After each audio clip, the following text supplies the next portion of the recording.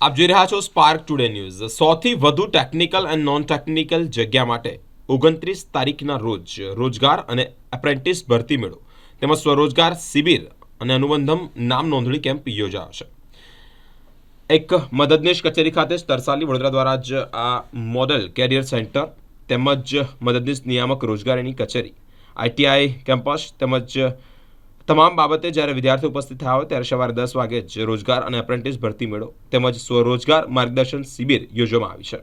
વડોદરા જિલ્લાના 6 થી વધુ નોકરીદાતા 100 થી વધારે ટેકનિકલ અને નોન ટેકનિકલ જગ્યાએ હાજર રહ્યા છે। ભરતી મેળામાં જ ધોરણ 10 પાસ 12 પાસ તમામ અને આઈટીઆઈ ટ્રેડ અને કોઈપણ ગ્રેજ્યુએટ લાયકાત ધરાવતા 18 થી 35 વર્ષના સ્ત્રી પુરુષ ઉમેદવારો માટે ઇન્ટરવ્યૂ પ્રક્રિયા હાથ ધરતા જ રોજગારીની તકો પૂરી પાડવામાં આવશે। સ્વરોજગાર લોન સહાય માટે સંરક્ષણ ક્ષેત્રની કારકિર્દી માટે નિવાસી તાલીમ યોજના તેમજ વિદેશ રોજગાર અને શિક્ષણની તકો તેમજ સેફ લીગલ માઇગ્રેશન અને માર્ગદર્શન આપવામાં આવશે। અનુબંધમ રોજગારલક્ષી પોર્ટલ અને એનસીએસ પોર્ટલ દ્વારા જ રોજગારી મેળવવા માટે જ વિનામૂલ્યે માર્ગદર્શન કરવામાં આવશે।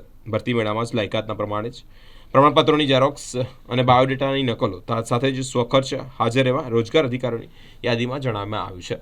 નિયામક રોજગારની કચેરી વડોદરા દ્વારા ખાસ વડોદરા જિલ્લાના ઉમેદવારો માટે રોજગાર ભરતી મેળાનું અને એપ્રેન્ટિસ ભરતી મેળાનું આયોજન કર્યું છે।